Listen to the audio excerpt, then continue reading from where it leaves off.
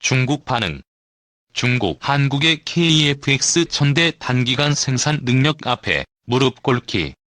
메이드 인 찌나 JE20의 속도가 KF-X보다 더 느린 이유 타국의 기술 탈취.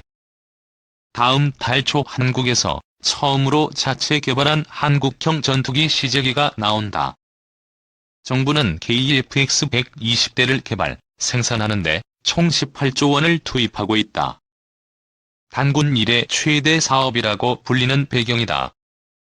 어렵다고 전망했던 첨단 전투기 개발에서 기술 난관을 극복한 성공이 눈앞에 보인다. 하지만 10년 뒤 펼쳐질 안보 위협에 충분히 대응하기 어렵다는 지적도 나온다. 겉으로 드러난 전투기 수량만 비교하면 큰 문제가 없어 보인다. 1970년대 도입한 F-4F-5 전투기는 곧 퇴역할 예정이다. 군 당국은 노후 전투기 200여 대가 빠진 공백을 KF-X로 채운다고 기대한다. 2030년대 초반 한국과 북한 그리고 중국과 일본이 보유할 4세대 이상 성능을 내는 전투기 보유 규모를 비교하면 한국 409대, 일본 412대, 중국 1000여 대, 북한 20여 대 수준이다. 단순히 보유 수량만 비교하면 한국과 일본은 비슷하고 중국은 나라 크기만큼 압도적인 수준이다. 북한은 사실상 비교가 어렵다는 전망이다. 하지만 세대 차이 문제가 있다. 전투기 질적 수준까지 본다면 한국은 안심하기 어렵다. KF-X는 4.5세대 전투기로 평가된다. 전투기는 성능 발전에 따라 4세대, 5세대, 6세대 무인기 AI 적용로 분류한다.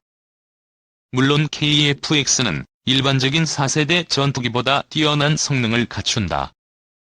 KF-X 탑재용 AESA 레이더는 잠자리의 눈처럼 천여 개의 작은 레이더로 구성돼 동시에 여러 대 적 전투기와 공중, 지상, 해상의 표적을 식별해 공격할 수 있다. 하지만 스텔스 성능이 부족해 5세대로 분류할 수 없다. 초기 생산품 블록 1, 블록 2에는 제한적인 스텔스 기술만 적용한다. 2030년 중반 이후 개량된 생산품부터 본격적인 스텔스 성능을 기대할 수 있다. 2030년 한국 전투기 중 스텔스기 20% 수준. 스텔스기는 레이더 포착이 어려워 유령 전투기라고 불린다.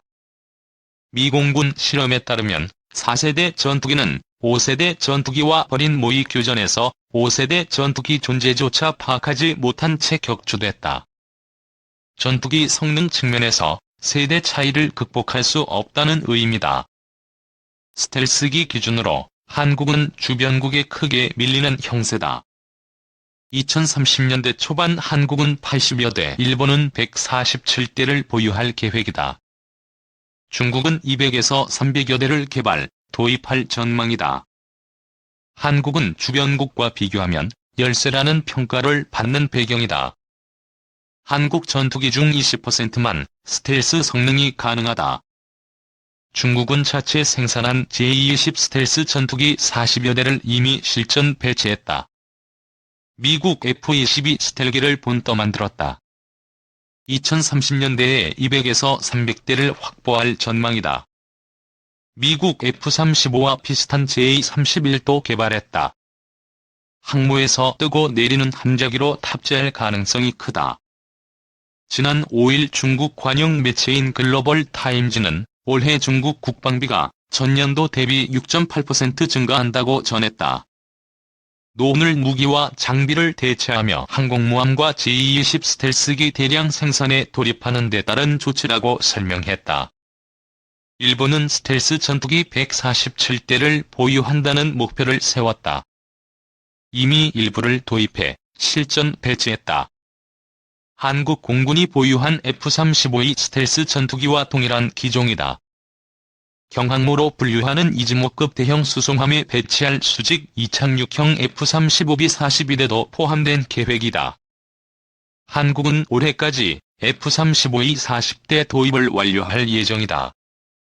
지난해 2030년대 초 예정된 경항모 건조에 앞서 수직 이착륙기 20대 계획도 세웠다. F-35B 기종을 고를 가능성이 크다. 주변국의 열세 북한 핵무기 타격 임무도 부족. 또한 차세대 전투기 2차 사업도 조만간 시작해 F-35급 스텔스 전투기 20대를 도입한다. 당초 FX 사업을 추진할 때 60대를 도입하려다 예산이 부족해 우선 40대만 확보했다. 20대를 추가 도입해야 FX 사업이 완료된다. 그마저도 사업 속도가 느려져 우려하는 목소리가 나온다. 북한은 현재까지 스텔스 전투기 개발이나 도입 움직임을 보이지 않는다.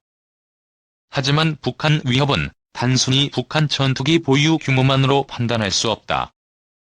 과거 킬체인으로 불리던 전략적 타격 체계에 스텔스 전투기 투입이 필요해서다. 지난해 스웨덴 외교부 산하 스톡홀름 국제평화연구소는 북한이 보유한 핵탄두 수를 30에서 40개로 추정했다. 북한 핵무기 보유 수량은 적게는 5개에서 많게는 100개로 평가한다. 북한은 탄도미사일에 핵무기를 탑재한 뒤 이동식 발사 차량에 실어 은밀하게 숨겨둔 뒤 필요할 때 꺼내 쏘는 전략을 세웠다. 평소에도 빈번하게 위치를 바꾼다.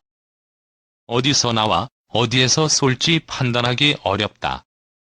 이 때문에 움직이는 위협은 탄도미사일로 공격할 수 없다. 심지휘부 공격도 마찬가지다. 전투기가 접근해 마지막 순간까지 목표를 확인하고 발사 버튼을 눌러야 한다.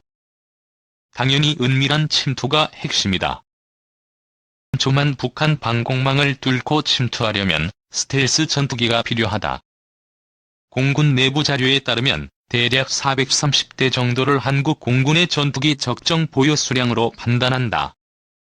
북한 전투기 차단 및 방공망 파괴, 핵무기 등 전략 무기와 핵심 시설, 지휘부 타격, 장사정포 등 대화력전 투입 계획, 주변국 위협 대응을 고려했다. 공군 430대 보유 목표 이제 개념부터 바꿔야. 하지만 단순히 양적인 전투기 수량을 고집하던 관성을 벗어나야 한다는 지적이 나온다.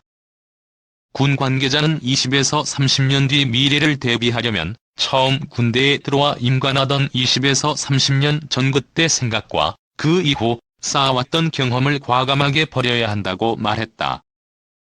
때는 스텔스 성능을 갖추지 못한 전투기는 공중전과 전략적 임무에 투입하기 어렵다.